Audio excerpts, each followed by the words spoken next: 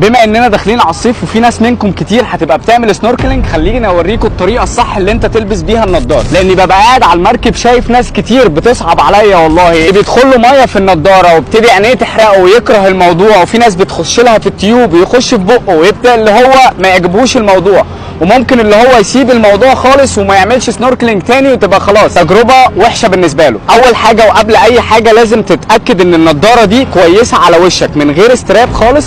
ابتدي اللي انا احطها على وشي كده واجربها، لبست الماسك وكله تمام، تاكد تماما ان مفيش اي شعر داخل جوه الماسك لا من فوق، وشعر الشنب حتى حاول ان انت تتفاداه. الاستراب لازم ما يكونش على الودن، لازم يكون فوق الودن وهنا كده، ما يكونش الاستراب نازل تحت. والحاجه الاخيره التيوب لما تيجي تحطه في بوقك تتاكد تماما ان انت قافل شفايفك عليه ويكون عمودي على الميه. لما تيجي تضيق الماسك بمسك الاستراب ده وارجعه لورا كده، ما بمسكهوش كده كده انت تكسر الماسك. بالنسبه للبنات الحجاب دايما تاكدي ان الماسك على جلد الوش، مفيش اي حجاب ولا شعر جوه الماسك.